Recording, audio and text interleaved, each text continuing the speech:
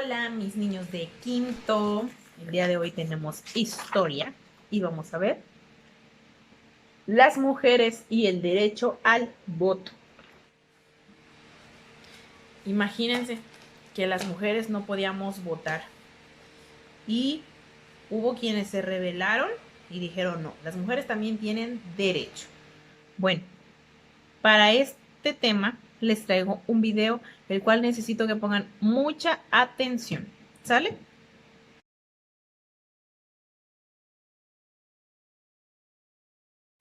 Las mujeres y el derecho al voto. Como sabes, hoy las mujeres mexicanas tienen derechos ciudadanos, como el de elegir mediante el voto a sus gobernantes. Esto no siempre fue así. Antes que en México, en otros países la mujer tuvo este derecho. Inglaterra lo reconoció en 1918, Alemania y Canadá al año siguiente, y Estados Unidos en 1920. Ecuador fue el primer país latinoamericano donde las mujeres votaron desde 1929. Brasil y Uruguay establecieron el voto femenino en 1932 y Argentina en 1947. En nuestro país fue reformado el artículo 115 constitucional en 1943 y a las mujeres les fue reconocido el derecho a votar y ser candidatas en las elecciones municipales. En 1953 se extendió ese derecho a las elecciones federales. Desde entonces, la participación política de las mujeres ha tenido valiosas repercusiones en la vida productiva y social del país. A continuación te presentamos dos opiniones respecto a la participación de la mujer en las elecciones. La posición del senador Aquiles Elorduy en 1953. Se alega que hay que hacer justicia a la mujer dándole los derechos políticos que no ha tenido. Yo diría que la mujer mexicana tiene toda la justicia grandiosa que ha debido tener. La madre mexicana es la que forma el corazón del niño, es la que educa su espíritu, es la que imparte la religión, y eso es una gran cosa en una sociedad. El hombre no tiene esas misiones en el hogar, porque sus ocupaciones públicas le impiden dedicar su tiempo a esas cuestiones. La mujer mexicana maneja los dineros del hogar e influye en su marido. ¿Qué más quiere? Yo temo francamente que las actividades políticas de la mujer vayan a contribuir a descuidar más el hogar. Y la posición de Amalia Castillo Ledón en 1947. Es necesario incorporar a todas las mujeres para que puedan obtener mayores beneficios en el trabajo, cuando debe atender a su propio sostenimiento económico o el de su familia, o bien para que pueda prestar una mejor calidad de vida a la sociedad en que vive, o para que sea, en fin, una compañera más digna del hombre. Por encima de todo esto está su propio derecho natural de ser humano, ante el que tienen que rendirse los pueblos por un principio moral, por el principio político que entraña la democracia, y por los principios humanos declarados y firmados unánimemente. La cultura y los medios de comunicación. Literatura, pintura, cine, radio, televisión y deporte. México es un país caracterizado por su diversidad cultural, la cual se ve reflejada en cada uno de sus pueblos, barrios, ciudades, etnias, regiones y estados con características propias, pero a la vez comunes, como los valores, costumbres, hábitos, instituciones y una historia que nos identifica como mexicanos. Algunas costumbres, tradiciones y lugares inspiraron a escritores, músicos, pintores, poetas, cineastas, maestros e intelectuales, que con sus creaciones difundidas en el país y el extranjero contribuyeron a identificar la cultura nacional con la llamada cultura popular. Grandes pintores como Frida Kahlo y los muralistas Diego Rivera, José Clemente Orozco y David Alfaro Siqueiros, influidos por el arte popular mexicano y el arte europeo, difundieron a través de su pintura el valor de la historia nacional, en especial de la Revolución, así como escenas de la vida de campesinos e indígenas, entre otros temas. Célebres músicos como Manuel M. Ponce, Candelario Huízar, Carlos Chávez y Silvestre Revueltas Realizaron grandes composiciones con las que trataron de expresar la realidad nacional. El problema de la tierra, la difícil vida de los indígenas y campesinos, la crueldad y violencia de la revolución se volvieron temas de la llamada novela de la Revolución, donde destacaron autores como Mariano Azuela, Martín Luis Guzmán, Francisco L. Urquizo y Rafael F. Muñoz.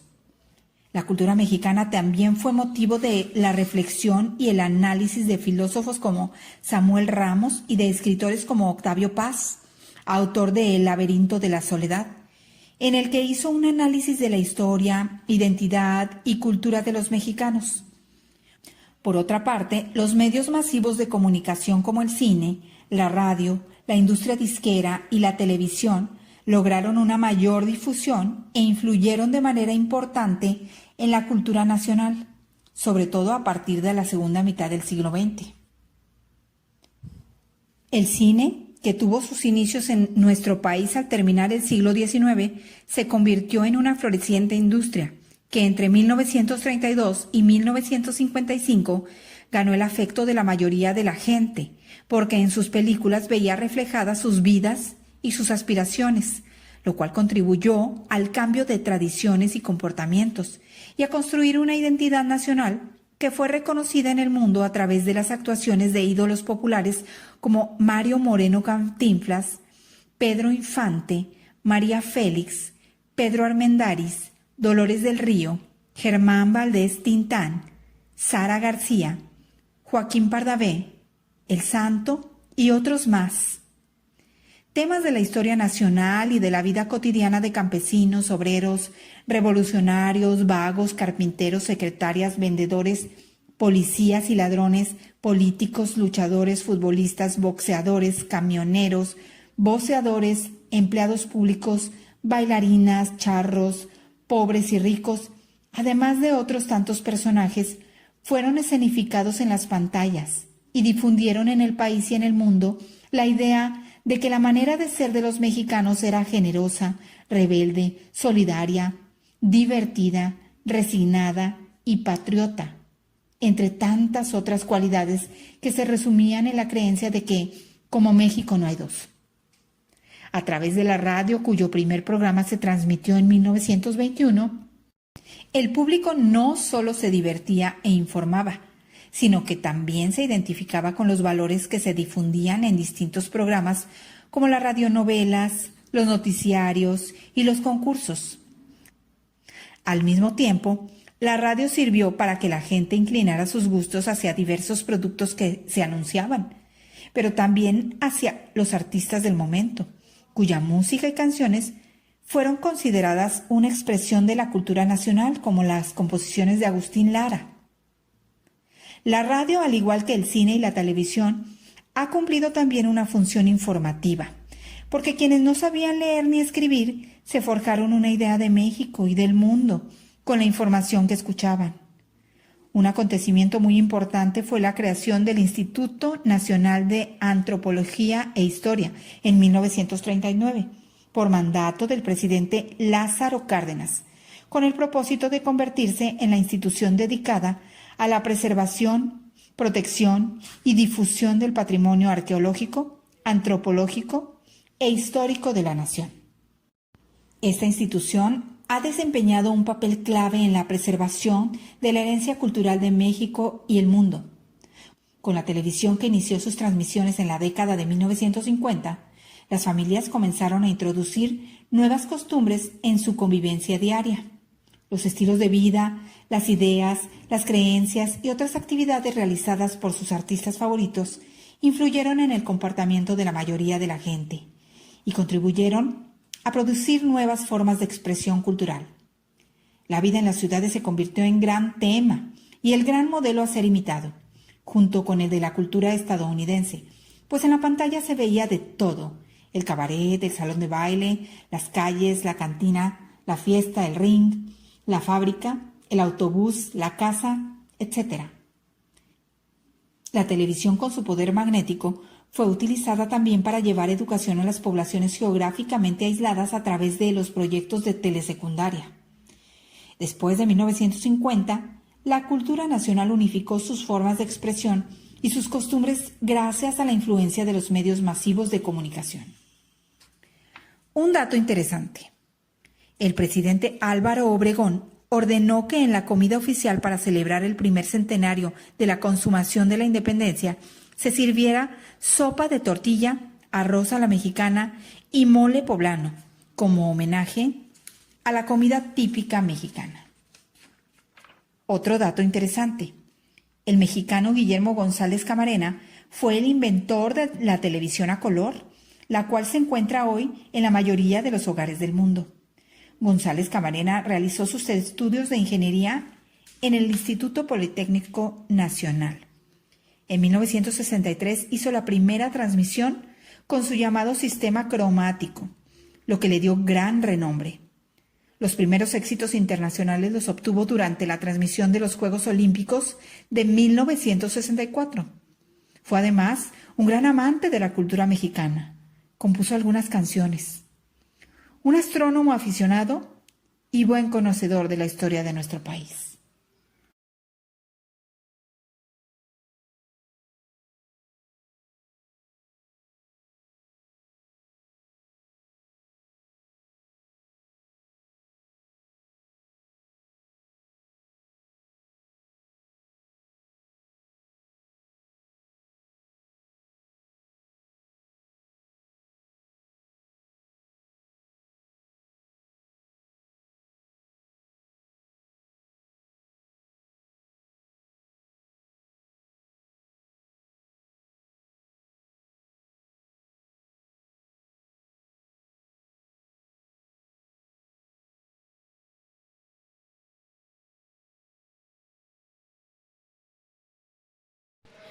¿Qué les pareció el video, mis niños? Espero que les haya gustado y que les haya llamado la atención cómo fue este cambio en el cual a las mujeres se nos tomó en cuenta, ¿sí?